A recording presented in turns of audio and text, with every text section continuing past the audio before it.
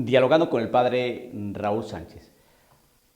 Bien, voy a hacer un breve comentario, un análisis corto más bien sobre un hecho que ha generado pues, situaciones bastante complejas en una diócesis en Argentina en virtud del cierre de un seminario. Según las noticias, el cierre del seminario se debió a que los seminaristas no quisieron recibir la Sagrada Comunión en la mano, sino de rodillas y en la boca, como era acostumbrado en este seminario. Esa es la única razón, por lo menos, que los medios han expresado y han dado a conocer. Por esa razón, entonces cerraron el seminario.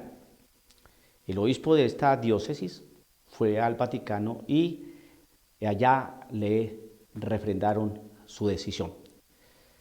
Bien, eso ha causado malestar, incomodidad, tristeza, rabia, frustración, tanto a los padres de los seminaristas como a, a los mismos seminaristas y a la comunidad entera de esta diócesis, porque no ven que sea motivo para el cierre del seminario el hecho de no recibir la comunión en la mano.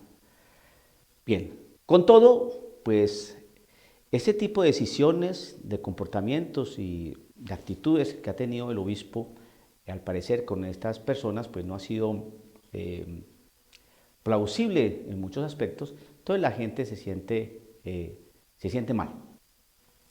Y obviamente pues eso genera pues una serie de actitudes, ¿no? Un sentimiento que genera una actitud, una palabra, unas acciones. Los sentimientos generan acciones, ¿no?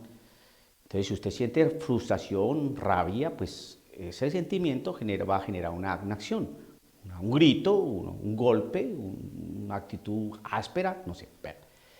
De todas maneras, creo que aquí hay que analizar algo, porque a veces como que no se hace bien el análisis. En principio, todos estamos de acuerdo en que la violencia no trae nada bueno. Todos estamos de acuerdo que la violencia no trae nada bueno. Que los desafueros, los desmanes, los despropósitos violentos no son positivos. En eso estamos de acuerdo. Pero también debemos comprender cuándo es que existe una violencia y cuándo es que se hace un gesto de inconformidad, ¿no?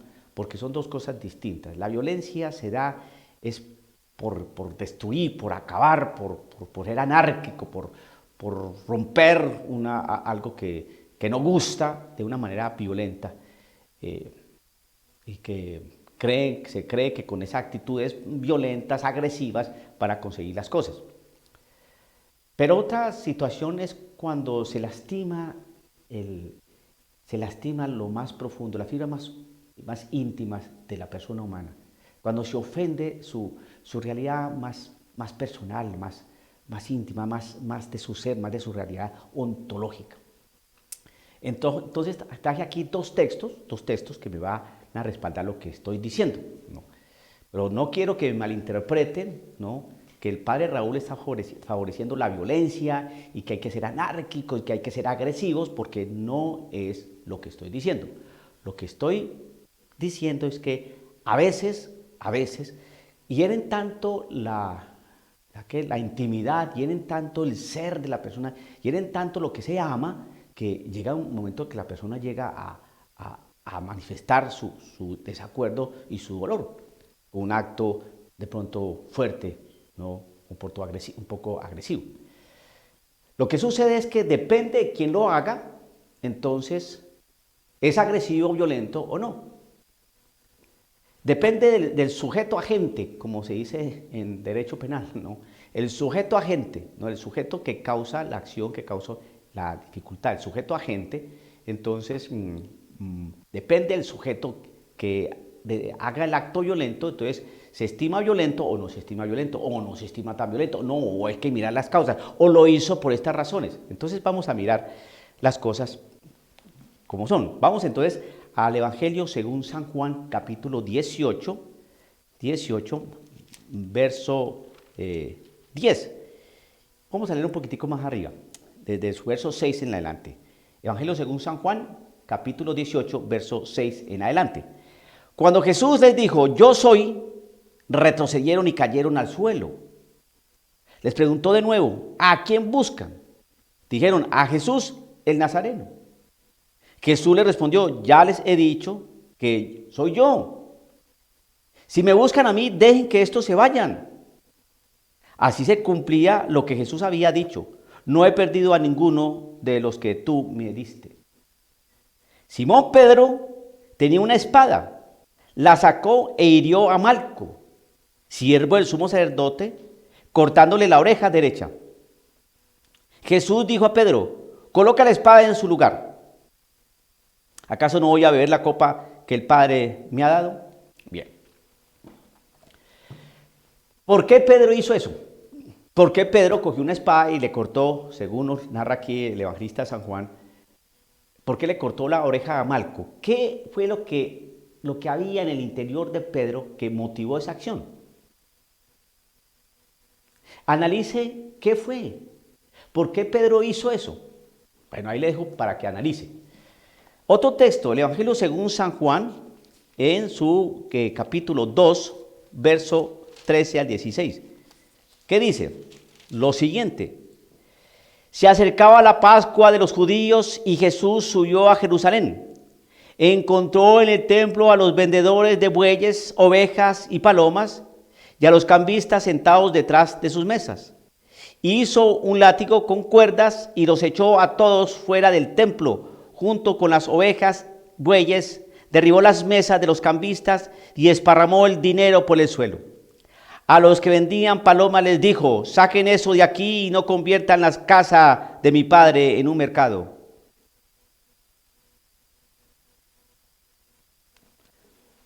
Bien, entonces vemos aquí dos acciones que tenemos que reconocer que pues, se salieron como de control. Entonces, mire qué fue lo que motivó a Pedro a cortarle la oreja a Malco y qué fue lo que motivó a Cristo Jesús a hacer un látigo, porcar mesas, tirar los animales, tirar el dinero. ¿Qué fue eso? El hacer un látigo, el tirar unas mesas, el volcar, eso implica una acción. Entonces, ¿qué fue lo que motivó a Cristo Jesús a que hiciera eso en el templo? ¿Y qué fue lo que motivó a Pedro a cortarle la oreja a Malco? Pues sí, así grosso modo, podemos entender algo. Pedro amaba a Cristo Jesús y lo quería defender. Y se iban a llevar a su maestro, lo iban a encarcelar, se lo iban a llevar. Y él amaba a Jesús. No sabía cómo mover, cómo actuar. Pedro era de reacciones primarias. Y fue lo único que se le ocurrió por defender a su maestro. Bien, y lo de Cristo Jesús, ¿por qué hizo eso allá en el templo? La misma palabra lo dice. Por el celo al templo, el celo a la casa del Señor, el celo a la oración. La casa del Señor se respeta. Y esta es casa de mi Padre, y aquí se viene a orar, no aquí a comercializar. Bien, pero entonces cuando se analiza al sujeto agente, entonces hay ya los matices. Bueno, lo que pasa es que podemos entender que Jesucristo, y bueno, podemos entender que Pedro, lo que pasa es que... Bien, pues esto que estoy diciendo como marco introductorio es para compartir algo o comentar algo que ustedes ya saben. Pues en esa diócesis que digo allá en San Rafael, Argentina, por el cierre del seminario Santa María, pues llamaron a un sacerdote para dialogar algún tema importante para el obispo respecto a algún comportamiento de un sacerdote allí. Y según las noticias, pues el sacerdote golpeó al obispo. Eso es el informe. Otro informe, pues indica que como que se agarraron los dos a golpes. No sabemos quién estuvo ahí, no sabemos si se agarraron los dos a golpes, quién le dio a quién empezó, no sabemos. Lo que sí sabemos es que la pelea fue entre un sacerdote y el obispo. Bien. Si el sacerdote golpea al obispo, ¿por qué lo golpeó? Porque es desobediente, porque era altanero, porque siempre tuvo problemas, porque fue indisciplinado, porque ese hombre no sé cómo se llegó a ordenar. No. Si el obispo le pega al sacerdote, es que el obispo tuvo que defender su integridad física, se sintió agredido, tenía que defenderse, es la defensa propia, eso es algo que todos nosotros y que el derecho lo acepta y lo asume, la defensa propia. No podía permitir que su casa, allá en el obispado, ese comportamiento de este sacerdote fuera tan violento. Hemos visto otras, por parte de clero y alto clero, altísimo clero, vemos también unas reacciones un poco como salidas de tono, como un poco como violentas, ¿no? Y entonces en esas también empiezan las justificaciones. Por eso digo que depende del sujeto agente, van las defensas o las descalificaciones. Si el sujeto agente es bastante encumbrado, importantísimo, ¿no? Pues empiezan las justificaciones. Y para el que no es tanto, ¿qué es? Los señalamientos. No, lo que pasa es que estaba cansado, de pronto se sintió agredido, la manera como lo agarraron, entonces tuvo que... Si fuera un sacerdote común y silvestre, pues, no es cercano, no comprendió a la gente, esos son los pastores que tenemos, ahí están los curas, todos son pedofílicos.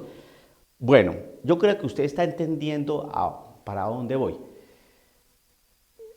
Hay que mirar que muchas veces se hiere tanto y se lastima tanto a las personas que reaccionan de alguna manera, reaccionan de manera agresiva, pero no porque sean agresivos, ni porque sean violentos, sino porque les han herido y les han maltratado lo que más aman. Hay que tener en cuenta eso. Por eso yo digo que no, con eso que estoy diciendo, estoy patrocinando aquí la pelea y que nos debemos agarrar todos con todos y que hay que sacar la espada para cortarle la oreja a los que no nos gustan. No, lo que pretendo es que se piense un poco sobre cómo justificamos a las altas jerarquías de la iglesia, ¿no?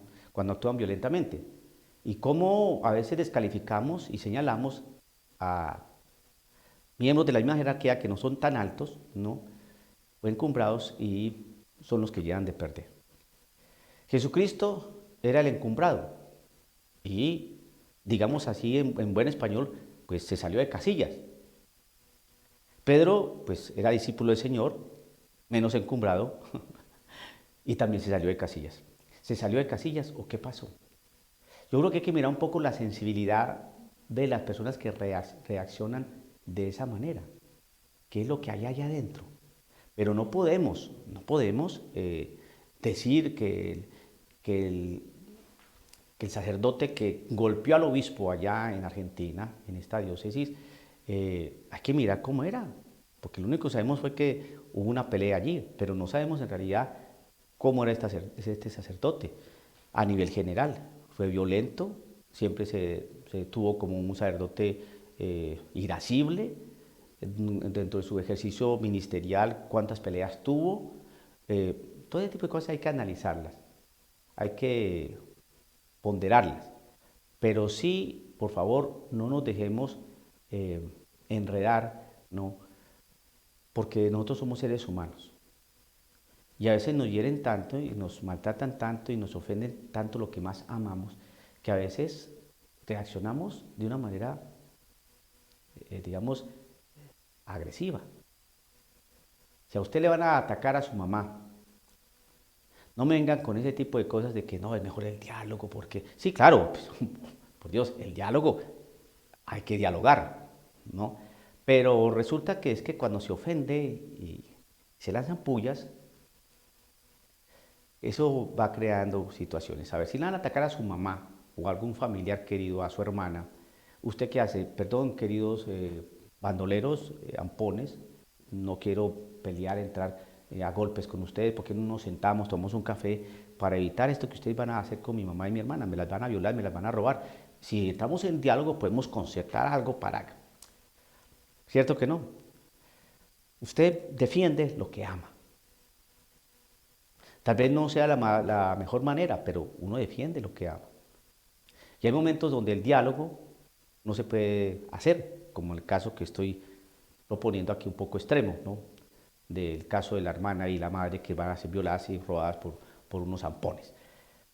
Pero también tenemos que tener en cuenta lo siguiente, que a veces los diálogos que se suscitan van cargados de mucho ácido, de palabras cáusticas, de ironías muy bien elaboradas que hieren, de miraditas y tonos de voces que van con veneno. Eso hace parte de los diálogos y muchas veces en los diálogos de clero. No en todos, por supuesto, pero yo soy sacerdote y sé a veces cómo son esos diálogos. Entonces van cargados a veces de o envueltos en una atmósfera bastante enrarecida que no debiera ser así, pero a veces es así y eso a veces causa malestar, incomodidad y bueno, y hay sacerdotes o personas que actúan de una manera más volátil que otra. La cosa es que este cierre de seminario allá en Argentina ha causado mucha perplejidad. Todavía no, la gente se pregunta si es causa, verdaderamente causa del cierre de seminario el hecho de no recibir la comunión en la mano por parte de los seminaristas. ¿Esa es una razón contundente, fuerte para cerrar un seminario? Según las noticias, pues un seminario que de bastante población de seminaristas, un seminario con mucha tradición y un seminario que formaba bien a estos futuros sacerdotes. No debemos pelear, no debemos buscar violencia, ni más faltaba, pero también hay que mirar un poco por qué a veces no se mira qué es lo que causa que las personas se salgan de pronto de su estado normal. Vemos a Jesucristo, que fue lo que motivó. Vemos a Pedro, que fue lo que motivó. ¿Qué motivó a este sacerdote para que golpeara a un obispo? Todo eso hay que analizarlo y ponderarlo con mucha calma, ¿no? Y mirar a veces el tratamiento que se le da al sujeto agente. Entre más alto y encumbrado, pues se va a justificar o explicar o tratar de suavizar su actitud si es un poco salida de tono. Por el contrario, si es alguien, estoy hablando dentro del clero, para no irme a otros aspectos, que también los hay, eh, pero si un sacerdote no es del alto clero, entonces a veces se le juzga, no se le justifica, sino que se le señala, se le condena, ¿no? Y se le aprieta. Tenemos que orar por los sacerdotes y aquí se está cumpliendo prácticamente lo que decía Akita, Japón, lo que decía la Virgen de La Salette, lo que decía Fátima y lo que dice Garabandal. Todas estas cosas que se ven en el clero, pues vemos prácticamente que hay un ambiente bastante enrarecido en nuestra iglesia, en el cuerpo jerárquico. Oren por nosotros para que nosotros tampoco nos sacamos de casillas. Dialogando con el padre Raúl Sánchez.